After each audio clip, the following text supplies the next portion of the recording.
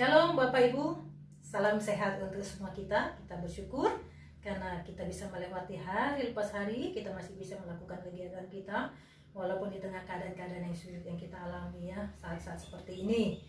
Kita bersyukur juga untuk persekutuan hari ini. Kita memuji Tuhan karena Tuhan perkenankan kita untuk menikmati saat-saat dimana kita boleh lagi datang kepada Tuhan, mendengar firman Tuhan, belajar daripada firman Tuhan supaya kita terus berjalan seperti apa yang Tuhan mau. Sebelum kita bersama-sama membaca merenungkan firman Tuhan di dalam persekutuan ini, saya mengundang kita semuanya merendahkan hati di hadapan Tuhan. Kita berdoa.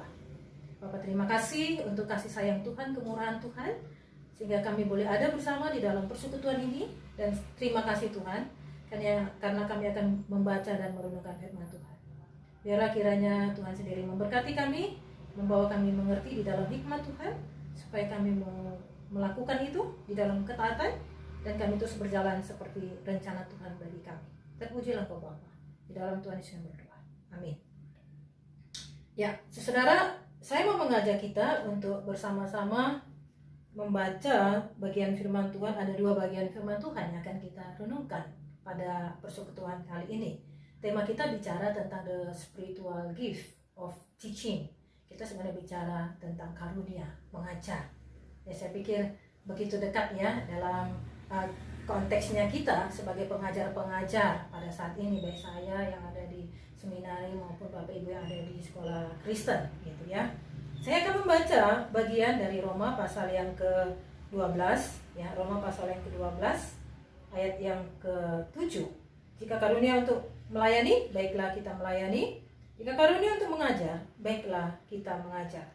Satu bagian lagi di dalam Efesus pasal yang keempat ayat yang ke-11 ya. Bagian ini mengatakan, dan ialah yang memberikan baik rasul-rasul maupun nabi-nabi, baik pemberita-pemberita Injil maupun gembala-gembala dan pengajar-pengajar. Ya, Bapak Ibu, menarik kita saat ini bicara tentang karunia mengajar. Paulus pada waktu dia menyampaikan suratnya kepada jemaat di Roma, dia menyampaikan dalam konteks jemaat pada saat itu ada karunia-karunia di antara jemaat-jemaat itu. Untuk mereka mempergunakan itu dan bagaimana mereka menghidupi itu untuk membangun satu dengan yang lain di dalam jemaat itu. Nah, Paulus khususnya di dalam pasal yang ke-12 ini membawa mereka melihat kepada hal yang begitu praktis untuk mereka lakukan. Setelah dia menjelaskan dari pasal yang pertama sampai pasal yang ke-11 itu bicara tentang bagaimana prinsip-prinsip yang begitu dalam yang dia jelaskan kepada jemaat yang ada di Roma. Nah, hari ini Bapak Ibu, kita bicara tentang karunia ya, karunia mengajar. Sebenarnya apa pengertian daripada karunia? Nah, di dalam Alkitab Perjanjian Baru bahasa Yunani, kata karunia dipakai dengan kata charis ya. Charis artinya anugerah atau pemberian. Nah, bicara tentang karunia ya, yang kita bisa lihat itu adalah bicara tentang anugerah atau pemberian. Ya, anugerah atau pemberian yang diberikan berdasarkan kedaulatan Tuhan kepada manusia yang dikasihinya. Jadi karunia mengajar itu adalah pemberian dari Tuhan untuk dapat mengajar. Jadi di sini yang kita bisa lihat, kata charis itu, kata karunia itu, ya, itu menggambarkan satu gambaran yang begitu jelas bagaimana si penerima karunia itu, dia mengalami anugerah yang daripada Tuhan itu, diberikan kemampuan untuk bisa melakukan seperti apa yang Tuhan mau.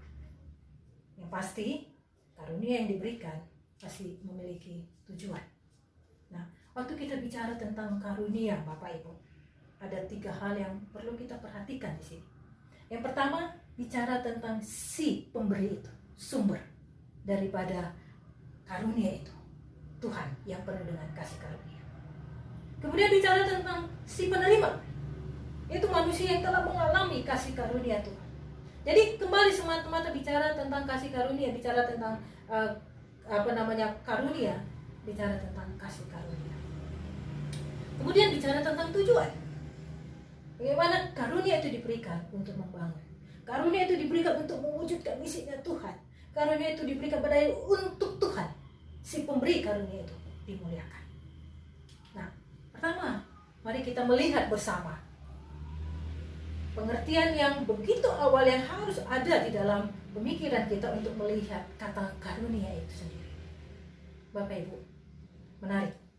Paulus ketika dia menyampaikan kepada jemaat baik yang ada di Roma maupun yang ada di Efesus, dia membawa mereka untuk melihat siapa Tuhan yang adalah Allah yang penuh dengan kasih karunia itu, menganugerahkan karunia kepada jemaat-jemaat yang ada. Nah, kita lihat di dalam Roma pasal yang ke-12 ayat yang keempat, yang dikatakan di situ yang dikaruniakan Allah. Efesus pasal yang 4 yang 11 katakan, ialah Tuhan yang memberikan karunia itu. Karunia yang bermacam-macam. Supaya apa? Nah, ini nanti kita lihat tujuannya Bapak Ibu. Jadi poinnya adalah bagaimana kita melihat Allah yang luar biasa itu, Allah yang penuh kasih itu. Dia mempercayakan karunia itu kepada orang yang dia kasih itu. Nah, sekarang kita lihat si penerima karunia itu Bapak Ibu. Manusia sebagai penerima karunia. Nah, sekarang kita bicara tentang karunia mengajar.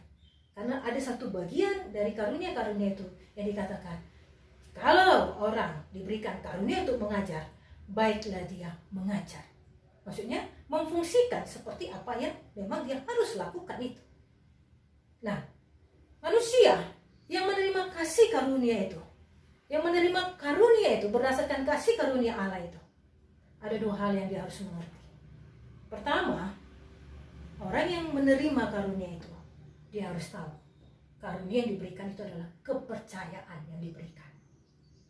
Sehingga ketika bicara tentang kepercayaan yang diberikan, totalitas apa yang dilakukan itu bukan nanti orientasinya adalah dirinya, tapi yang ada itu bagaimana dia harus tetap orientasinya kepada Tuhan. Dalam apapun yang dilakukan, orientasinya bukan dirinya, tapi orientasinya adalah Tuhan. Karena dalam anugerah Tuhan yang kita bisa lihat, dia dipercayakan, ya, dan dia dipercayakan berdasarkan kasih karunia Tuhan. Bukan berdasarkan kompetensinya, bukan berdasarkan potensinya atau kecakapannya. Sehingga dia layak menerima karunia untuk mengajar. Nah, ini menarik Bapak Ibu. Mungkin kita bisa katakan, mungkin di dalam kehidupan keseharian kita, ada orang mungkin berkata, wah, saya bisa mengajar karena saya belajar mati-matian, karena saya melakukan macam-macam, dan saya menjadi seorang pengajar yang begitu ahli di dalam bidang saya. Betul. Tapi kita bisa lihat kemampuan untuk memiliki itu dari mana? Tidak lepas, itu adalah dari Tuhan. Semata-mata dimampukan oleh kasih karunia Tuhan. Sehingga kalau Bapak Ibu dan saya, kita mampu mengajar dalam konteks kita yang berbeda-beda, sebagai seorang pengajar yang ada itu, kita mengerti kita harus melakukan itu selalu orientasinya adalah Tuhan, bukan diri kita. Sehingga keadaan sulit apapun itu kita akan lakukan. Nah, sekarang ini Bapak Ibu, kita sebagai pengajar-pengajar yang ada diperhadapkan dengan kesulitan bagaimana kita bisa mengajar anak didiknya kita. Tapi kita tahu Tuhan itu tidak pernah meninggalkan kita yang dipercayakan karunia untuk mengajar itu. Tuhan selalu membuka jalan, memberikan kepada kita ya pengertian-pengertian atau langkah-langkah atau cara-cara yang membuat kita akhirnya kita tetap bisa berfungsi sebagai seorang pengajar di tengah-tengah masa yang sulit ini. Walaupun kita melakukan pengajaran kita jarak jauh kepada anak-anak didik kita. Nah, jadi yang paling penting kesadaran dengan kepercayaan. Kalau orang diberikan kepercayaan, berarti dia menjaga kepercayaan itu. Dan ketika bicara tentang kepercayaan, ya karunia yang diberikan, karunia mengajar itu, yang kita bisa lihat apa? Bagaimana kita tahu siapa kita yang sebenarnya tidak ada apa-apa ini, diberikan kepercayaan. Sehingga kita harus menjaga kepercayaan itu. Sehingga kita harus sungguh-sungguh menghargai kepercayaan itu. Sehingga kita harus melakukan tanggung jawabnya kita, Bapak Ibu. Apa yang kita harus lakukan sebagai si penerima karunia, khususnya pada saat ini kita bicara tentang karunia mengajar. Karena pada akhirnya kita mengerti, ya, dalam Alkitab dijelaskan ada karunia untuk mengajar, kan begitu ya. Walaupun dalam konteks jemaat di sini yang dikatakan karunia itu ada di dalam ya jemaat. Tapi kita bisa mengerti di dalam konteks orang percaya ada yang dikatakan karunia untuk mengajar itu. Saya tidak tahu apakah kita selama ini menyadari di dalam perjalanan hidup kita sebagai seorang guru, kita tahu bahwa Tuhan itu mempercayakan kepada kita satu kepercayaan, satu karunia untuk kita mengembangkan itu. Sehingga memang ada tanggung jawab yang harus kita kerjakan, Bapak Ibu. Kita harus mempergunakan karunia itu sesuai dengan proporsinya kita, tidak melampaui, kan begitu. Kemudian kita harus mengembangkan itu, mengembangkan. Kita harus memaksimalkan dan kita harus menyalurkan itu. Supaya apa? Apa yang diberikan kepada kita itu bukan sampai kepada kita saja, tapi itu kembali bagaimana kita mengerti Tuhan mau supaya lewat hidup kita sebagai pengajar yang mengajar itu ada banyak orang mengalami berkat Tuhan. Jadi di sini kita bisa lihat intinya adalah bagaimana kita tahu kita si penerima karunia, yaitu karunia mengajar itu, kita diberikan kepercayaan dan kita pun harus melakukan tanggung jawab kita supaya apa? Kita memfungsikan karunia itu seperti apa yang Tuhan mau. Dan saya garis bawahi lagi Bapak Ibu, di dalam karunia mengajar yang diberikan kepada kita, orientasi kita bukan diri kita, tapi orientasi kita adalah kepada Tuhan. Dan bagaimana kita menjaga orientasi kita selalu kepada Tuhan, bukan kepada diri kita. Relasi kita dengan Tuhan itu tidak boleh putus. Relasi kita dengan si pemberi karunia itu tidak boleh putus. Kita harus tetap membangun hidup rohani kita sebagai seorang pengajar. Karena kita tahu, hanya karena hikmat Tuhanlah yang akan memampukan kita untuk kita bisa mengajar, menjadi seorang pengajar yang berhikmat. Bukan hanya pengajar yang secara knowledge cukup punya kemampuan, tidak cukup di situ. Tapi pengajar yang mempunyai hikmat. Nah, hikmat itu didapat dari takut akan Tuhan, itu kata Amsal. Nah, menarik di sini. Hidup takut akan Tuhan berarti apa? Menjadi seorang pengajar yang diberikan karunia untuk mengajar, hidupnya orientasinya kepada Tuhan. Dia tidak membiarkan situasi apapun di sekitarnya, kesulitan apapun itu, tidak lagi menjadikan dia sebagai seorang pengajar yang tetap membangun relasinya dengan Tuhan. Karena tanpa Tuhan tidak bisa berbuat apa-apa. Nah, kita melihat di dalam Yohanes Bapak Ibu, ya, ketika bicara tentang pokok anggur kan yang dikatakan, tinggallah di dalam aku di dalam kamu, di luar aku kamu tidak bisa berbuat apa-apa. Jadi kita si penerima karunia itu, kita harus bergantung sepenuhnya kepada dia si pemberi karunia. Supaya apa? Supaya kita menjadi pengajar-pengajar yang memang sungguh-sungguh memuliakan Tuhan. Karena yang kita ingin capai ketika kita menerima karunia itu Bapak Ibu,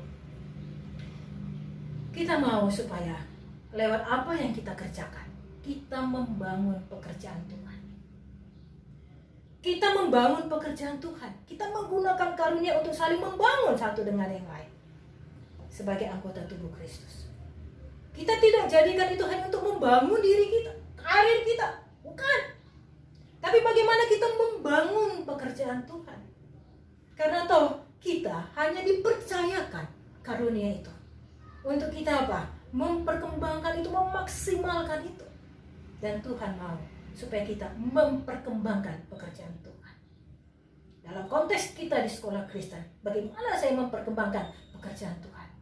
Yang pasti yang kita bisa lihat, Tuhan mau kita ditempatkan sebagai pengajar, pengajar apapun itu, baik di bidang sains, sosial, ataupun di bidang agama. Satu hal, Tuhan mau supaya apa? Pekerjaan Tuhan dibangun di situ, di sekolah itu. Yang kedua, bagaimana mewujudkan misinya Tuhan. Nah ini Bapak Ibu, saya ingin tekankan kepada setiap kita pada saat ini. Tuhan memberikan karunia itu karena Tuhan mau misi Tuhan tetap jalan. Tuhan mau lewat hidup kita yang dipercayakan karunia itu. Orang lain melihat ada Allah yang hidup. Bagaimana mewujudkan misinya Tuhan di mana kita ada. Nah, konteks kita sekarang adalah di sekolah Kristen. Bagaimana kita mewujudkan misinya Tuhan, Bapak Ibu? Lewat kita mengajar, mendidik anak-anak kita. Kita bukan hanya menyentuh mereka atau mengajar mereka dengan knowledge. Tapi bagaimana hidup kita ini berbicara bagi mereka. Hidup kita, sehari-hari kita berbicara bagi mereka. Mereka melihat ada Allah yang hidup di dalam kehidupan gurunya yang diberikan kemampuan untuk mengajar itu. Sehingga mereka menemukan apa yang seharusnya mereka mengerti. Ketika mereka mendapatkan pengajaran di kelas, mereka tahu gurunya bukan hanya transfer knowledge, tapi juga transfer spirit. Nah, ini dia. Transfer hidup rohani yang teguh, yang dia bisa lihat dari perkataan, dari sikap, dari sapaan, dan dari semuanya. Karena kita bisa lihat, kelas kita itu Bapak Ibu adalah ladang misinya kita. Jadi Tuhan memberikan karunia kepada kita untuk kita mengajar, bisa mengajar dengan pengajaran-pengajaran yang baik. Ditempatkan di sekolah Kristen. Karena Tuhan mau misi Tuhan terus jalan lewat sekolah-sekolah Kristen. Karena di sana banyak anak-anak yang adalah masa depan gereja. Mereka yang dibekali dengan pengetahuan-pengetahuan, ilmu-ilmu yang ada. Tapi mereka juga membutuhkan apa? Nah, ini dia. Hidup yang berbicara dari guru-gurunya yang memiliki karunia mengajar itu. Yang terakhir yang kita bisa lihat, bagaimana lewat karunia yang diberikan kepada kita, kita memuliakan Tuhan. Tuhan dimuliakan lewat apa yang kita lakukan, Bapak Ibu. Karena semuanya semata-mata hanya Tuhan. Kalau kita mampu dengan segala kemampuan kita melakukan apapun itu, dengan segala kepintaran kita melakukan apapun itu semata-mata karena kemampuan yang Tuhan berikan untuk kita. Jadi sebagai guru yang mampu mengajar, yang diberikan karunia mengajar itu Bapak Ibu, kita mau Tuhan dimuliakan lewat hidup kita. Apalagi dalam kondisi yang sekarang ini Bapak Ibu, saya tertarik sekali melihat bagaimana ada guru-guru kalau melihat di berita, mereka bisa melakukan sesuatu yang mungkin orang lain tidak lakukan. Karena keterbatasan anak didik untuk mereka bisa mengikuti kuliah kelas daring itu, ada guru-guru yang memberi hati, mereka datangi muridnya satu persatu. Ya mungkin konteks kita agak berbeda mungkin dengan di daerah-daerah. Tapi yang saya bisa lihat, ada guru-guru yang melakukan seperti itu. Saya sangat yakin mereka tahu dalam kapasitas yang diberikan kepada mereka, mereka ingin mengerjakan yang terbaik. Dan harapan memang pada ujungnya semuanya, apapun yang dilakukan oleh seorang guru untuk memberkati anak didiknya di tengah-tengah masa pandemi COVID-19 ini, yang kita tahu anak-anak itu pun walaupun berjauhan dari gurunya, mereka boleh merasakan bagaimana mereka juga dibawa untuk bersama-sama memuliakan Tuhan. Jadi ini tujuan dari karunia yang diberikan kepada kita. Sehingga saya bisa simpulkan Bapak Ibu, dari apa yang kita bisa renungkan, bicara tentang karunia mengajar. Karunia yang adalah dianugerahkan kepada kita. Karunia mengajar yang dianugerahkan kepada kita. Supaya apa? Kita menjadi pengajar yang dapat mengajar dengan baik. Kita menjadi pengajar yang adalah alat Tuhan untuk melakukan misinya Tuhan. Dan melalui karunia yang ada itu, Tuhan dimuliakan. Jadi Bapak Ibu, mari kita bersama sebagai pengajar-pengajar, kita ada di dalam kesadaran bahwa Tuhan percayakan kemampuan untuk mengajar, karunia mengajar, supaya kita terus mengerjakan seperti apa yang Tuhan mau dan Tuhan dimuliakan di dalam semuanya. Mari kita berdoa. Bapa, terima kasih untuk kepercayaan yang Tuhan berikan bagi kami sebagai pengajar-pengajar. Terima kasih Tuhan. Biarlah kemampuan daripada Tuhan, kekuatan daripada Tuhan memampukan kami untuk kami menjadi orang-orang yang melakukan seperti yang Tuhan mau. Berkatilah kami dalam pergumulan kami sebagai pengajar-pengajar di masa sekarang ini Tuhan, yang tidak mudah bagi kami, bagaimana kami bisa menjangkau anak didik kami, tapi kami rindu supaya dalam pertolongan Tuhan kami bisa melakukan seperti tujuan Tuhan, menganugerahkan karunia bagi kami. Terpujilah Engkau Bapa di sorga, dalam Tuhan Yesus kami berdoa. Amin.